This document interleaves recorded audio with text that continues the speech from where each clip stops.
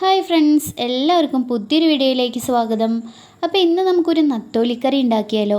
അതിന് വേണ്ടിയിട്ട് ഞാനിതാ ഇവിടെ നല്ല നത്തോലിയൊക്കെ കഴുകി വൃത്തിയാക്കി വെച്ചിട്ടുണ്ട് കേട്ടോ. ഞങ്ങളിവിടെയൊക്കെ ഇതിന് നത്തൾ എന്നാട്ടോ പറയുക, നത്തോലി എന്നല്ല നത്തൾ എന്നാണ് പറയുക. അപ്പോൾ അതിലേക്ക് മെയിനായിട്ട് വേണ്ടത് നമ്മുടെ ചുവന്ന ഉള്ളി, ചെറിയ ചുവന്ന ഉള്ളിയാണ് കേട്ടോ.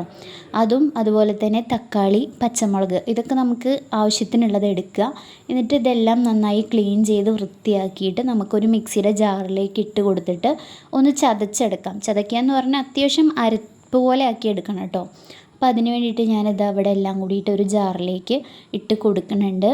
ചെറുമീനുകളൊക്കെ നമ്മൾ നാളികേരം അരച്ച് വെക്കുന്നതിനേക്കാളും രുചി ഉണ്ടായിരിക്കുക ഇങ്ങനെ വെച്ചാലാണെന്നാണ് കേട്ടോ എനിക്ക് തോന്നുന്നത്.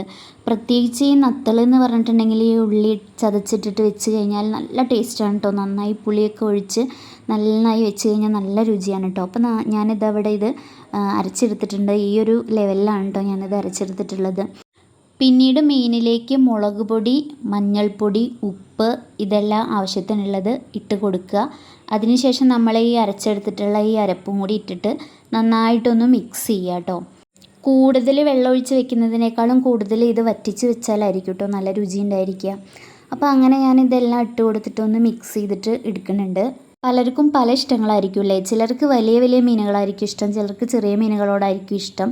അപ്പോൾ ഞാനിത് നന്നായി മിക്സ് ചെയ്തെടുത്തിട്ടുണ്ട് കേട്ടോ. അതുപോലെ തന്നെ ഇതിലേക്ക് വേണ്ട പുളി നമ്മൾ നേരത്തെ വെള്ളത്തിലിട്ട് വെക്കണം. എന്നിട്ട് ആ പുളി നന്നായിട്ട് പിഴിഞ്ഞിട്ട് ഇതിലേക്ക് ഒഴിക്കുക. പുളി, മുളക്, ഉപ്പ് ഇതെല്ലാം ഈ കറക്റ്റായിട്ട് വരുമ്പോഴാണ് കേട്ടോ ഒരു കറിയുടെ ടേസ്റ്റ് എന്ന് പറയുന്നത്.